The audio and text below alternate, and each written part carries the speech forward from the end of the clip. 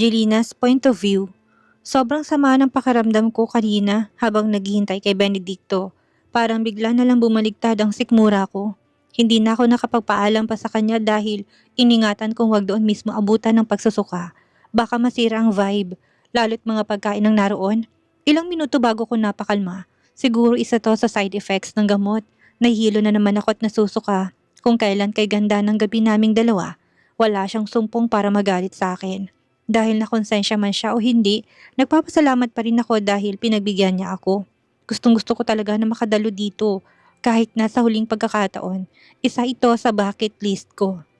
Very nostalgic ang campus namin. Ang daming bumabalik na alaala. Mas okay nga noon. Hindi man ako napapansin ni Benedicto. May fulfilling feeling naman dahil lagi kong nakikita siyang tumatawa. Masayang masaya habang nakikipag-usap sa mga kaibigan niya. Napabuntong hininga ako. Napakarami talagang nangyari na nagkakapagpabago ng lahat. Inakala kong okay ng tiyan ko. Pero muli na naman ako nasuka. Lahat ng kinain ko kanina, lumabas ng yun. Pagkatapos nun para akong nanghihina. Kaya hindi pa ako kagad makalabas. Nang sa tingin ko ay kaya ko namang lumabas na ako'y para puntahan si Benedicto. Angelina? Pero bago pa man ako makalayo ay tumawag sa akin. Oh, it's really you, sabi ng taong yun nang lumapit sa akin. Halos lumuwang mga mata ko na makilala siya. Si Edward yun, isa sa mga kaibigan ni Benedicto. Kaibigang nakakaalam ng lahat tungkol sa existence ko sa buhay ni Benedicto noon. Kaibigang hindi ko masasabing naging kaibigan ba talaga kay Benedicto. Kamusta ka? Tanong niya sa akin. Hindi ko alam kung matutuwa ba kung makita siya doon. Hindi ko siya kailanman naging malapit na kaibigan at sa mga mata niya, naroon pa rin ang parang pangungutya dahil nagkagusto ko kay Benedicto. Naabot mo na bang langit? Tila nag-uuyam na sabi niya, tumingala sa banner kung nasa ay naroon ang litrato ni Benedicto. Maging siya tilan pang mga personalidad ay naroon. Excuse me, sabi ko, iniwasan ko siya dahil alam ko kung saan patutungong usapan na yun. Balita ko, kasal na raw siya, sabi niya na nakapagpatigil sa akin. Nagulat ako. Do you know who she is? Balita ko kasi, hindi siyang babaeng kasakasama niya noon. He's fishing something from me. Kailangan kong mag-ingat na natili ako nakatalikod sa kanya. Ang sama ng pakiramdam ko na dinagdagan pa ni Edward. Kinakabahan ako at hindi alam kung babalik pa ba ako para hanapin si Benedicto. Baka sundan ako ni Edward. Si Edward ay entertainment journalist na ngayon. Bagay sa kanya dahil sa ginawa na lang niya noon kay Benedicto. Bagay na bagay sa kanyang tinahak niyang landas. Sa pagkakataong yon ay gusto kong protektahan si Benedicto kahit na papano mula sa kanya hindi ko nagawa noon kaya ngayon ko gagawin. Hinarap ko si Edward, pinilit ko siyang ngitian kahit na kumukulong dugo ko kapag nakikita siya. Tahimik ang buhay ni Benedicto, Edward. Huwag mo na sanang guluhin. Babala ako. Pero imbis na manahimik siya, tinawanan niya pa ako. Do you still talk to him? Grabe naman ang pagmamahal mo, Angelina. Hanggang ngayon nakatayo ka pa rin na parang anino sa likod niya. Dapat sana'y hangaan ko pero parang gusto ko lang kitang kaawaan. Ewan ko rin kung kanina ako maawa. Sa'yo ba o kay Benedicto? Ganun pa rin ba siya katanga ngayon? Isang malakas sa sampal ang pinadapo ko sa mukha niya. Sa lakas noon nakuha ang atensyon ng mga naglalakad lang. Pinagtinginan kami. Nagulat si Edward. Nanlisik ang mga mata niya sa akin. Pero hindi niya ako magagantihan. Lalo na't may mga nakatingin sa amin. Because he knows he will be in trouble as well. Kilala siyang entertainment reporter/journalist. Nakikita din siya sa TV at alam kong makikilala siya. You'll pay for this. Banta niya at nanilisik ang mga mata bago siya umalis.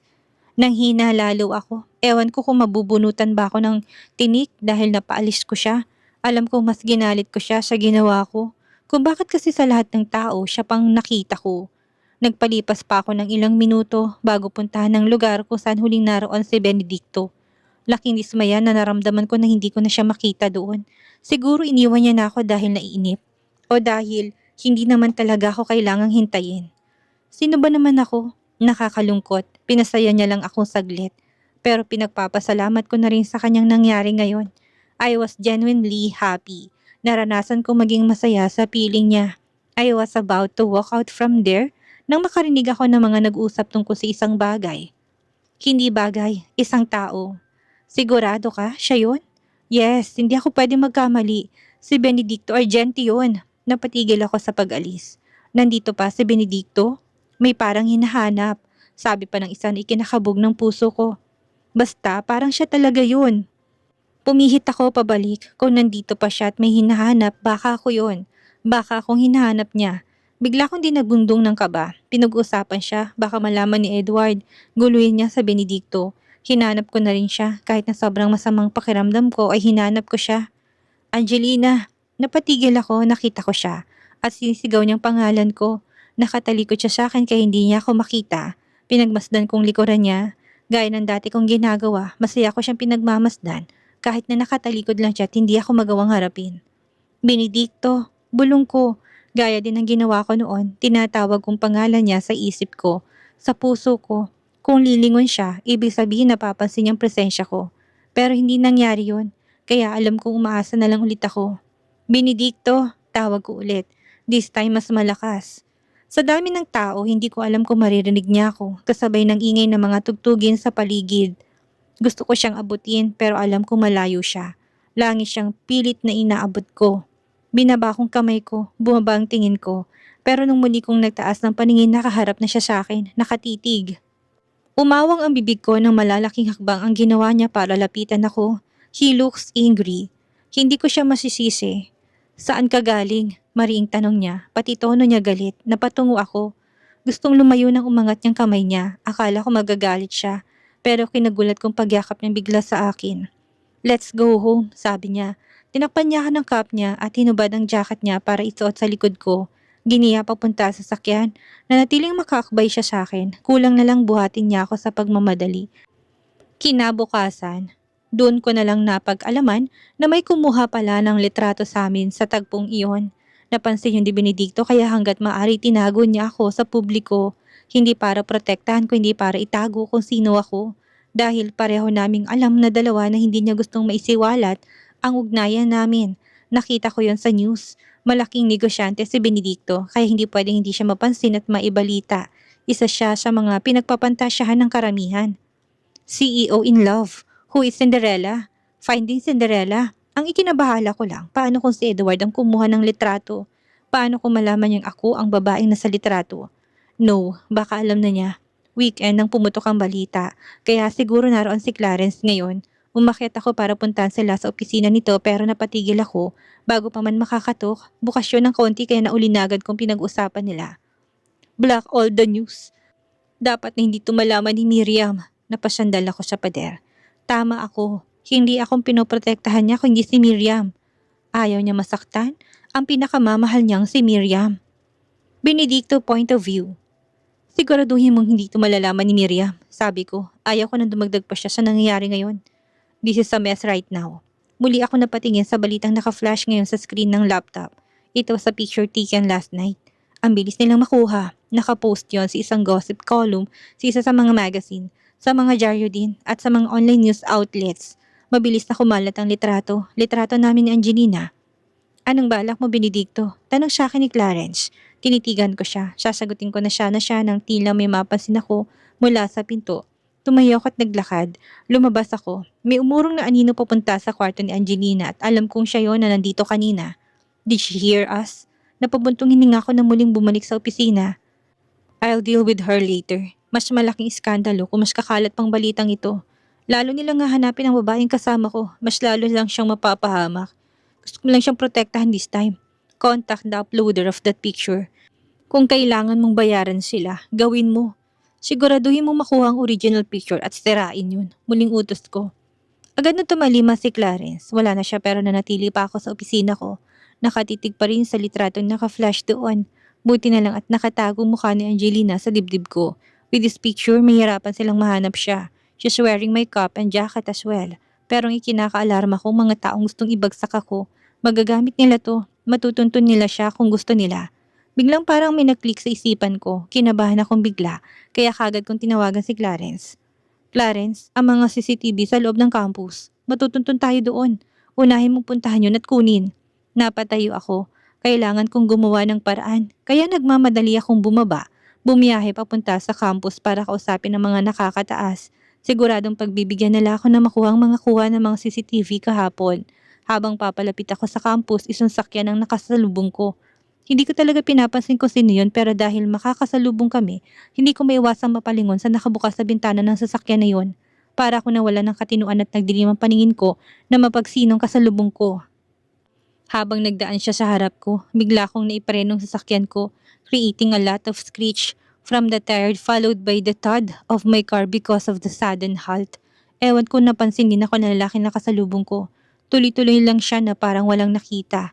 Tinted ang kotse ko pero sa bigla kong pagpreno alam kong napansin niya rin ako. He just completely ignored me. Bullshit, hindi niya ako inignore. Baka nakakalat na siya ng impormasyon tungkol sa akin at para gamitin laban sa akin. Edward, gitgit na usul ko sa pangalan niya. May restraining order mula sa korte na hindi siya pwedeng mangharas sa akin o gumawa ng balita tungkol sa akin. Pero ngayon ko lang din naisip, hindi kaya gawain niyang pagkalat ng news gamit niya ang iba? Benedicto, hindi na ako makapagmaneho at tumigil na lang sa daan. This is why I don't like driving. Hindi ko na kayang magmaneho pa. Dahil siguradong hindi na matino ang isip ko ngayon. Buti na lang at nandun na si Clarence. Mukhang palis na mapansin ako sa daan. Galing na rin siya sa campus. Kinatok ng bintana ko.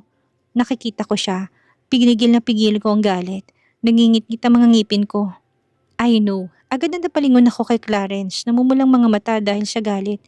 Huwag kang mag-alala, Benedicto. Walang nakuha si Edward sa campus. Butit na isip mo kaagad. Natawagan ko sila bago pa man ako makarating. Nasa akin ng footage. Sabi niya sinusubukan niya akong pakalmahin din. Sa akin ka na sumakay. Ihatid na kita bago ako pumunta sa uploader ng video. Alam kong target din siya ni Edward kaya maging puntahan na kaagad. Tama si Clarence, baka may iba pang hawak na litratong uploader. Mahirap na. O baka kaya nagmamadali si Edward dahil tinatrack na rin yung uploader ng litrato. The restraining order will expire months from now, kaya alam kong naghahanda siya ng malaking balita para sa akin. Then, let's meet that uploader together, sabi ko. Sigurado ka, Benedicto? Tumango ako. Kung kailangan kong harapin ito, then I will. Hindi ko alam kung paano ko naharap ang uploader. Nagulat na ako dahil siyang tindera sa unang stall ng pagkain na binilhan namin ni Angelina. So siguradong kilala at nakita niya mismo mukha ni Angelina. Sorry po, Mr. Agente. Fan po ninyo kasi ako. Hinging paumanhin niya. But as a fan, kailangan mo bang gawin yon? It's my privacy. Tumango siya. Nahiya. I didelete na pong post kung saan nila kinuhang picture for headlines. Sabi niya, hindi ko po talaga sinasadya. Paano original? Seryosong tanong ko na kinatakot niya. I can't smile right now or be soft sa kung sino man. Tinapik ako ni Clarence. Ako nang kakausap Benedicto, sabi niya parang pinapaalis niya ako doon. Huminga ako ng malalim. Tumayo ako, pero bago umalis ay hinarap ko ulit ang uploader ng video. I'm not mad, just to let you know. Ang akin lang, 2 taong maaring maharas o hindi na makaka-live ng normal na buhay. Dahil dito, kung lumapit ka sa akin, masayang-masaya akong magpapapicture sa'yo. Hindi gaya nito. I'm sorry po. Umalis na ako doon at tinintay na lang si Clarence sa labas. I don't mind approached by other people. Kung gusto nila ng picture sa akin, mapagbibigyan ko sila. Just approach me and ask for permission. Hindi yung ganito. Hindi ko alam ang iisipin ko dahil mismong kasama ko pa si Angelina nang kinuhanan niya ako ng litrato. Hindi ko pa rin maiwasang magduda. What if she's with Edward? Si Edward ay marunong maglaro ng marumi. Gaya noon. It's okay now, Benedicto. Nakuha ng SD card sa phone niya. Na-delete na rin niya lahat. Sabi ni Clarence. Paano natin masisigurong wala siyang kinopya na hindi siya tauhan ni Edward? I paid her and signed her a paper stating she would not upload anything again. Nakalagay sa dokumento na lahat ay binigay na sa atin. Alam niyang mananagot siya, lalo na kung lalabas ulit ang mga litrato. Tungkol naman kay Edward, sa tingin ko naman wala siyang kinalaman dito. Nakahinga ako ng maluwag. So random incident lang pala to. Buti naman, the news outlets have also been monitored. Bababain nila lahat, Benedicto. Napatingin ako kay Clarence. Thank you, Clarence. Day off mo pa naman ngayon. Wala yun, Benedicto. Trabaho ko to. Buti na lang talaga't laging handa si Clarence. Mapagkakatiwalaan ko talaga siya. Nga pala, tungkol kay Miriam, sabi niya na napatigil muna. Tumingin siya sa akin ng mariin. Napabuntong hininga ako. I guess I can't run anymore, right? Kailangan ko nang harapin ang realidad tungkol sa amin. The reality that our relationship is slowly fading. Kakausapin ko siya. Angelina's point of view. Lumabas ako sa kwarto at napansin na tahimik ang buong kabahayan. Hindi ako namalayang umalis na palang 2. Napanguso ako dahil mag-isa na naman ako sa bahay. Parang hindi ka na nasanay, sit ako sa sarili ko. Naging mabuti lang siya kagabi, heto na naman akong nabubuhay ng pag-asa. Alam kong he's now counting months and days to get rid of me.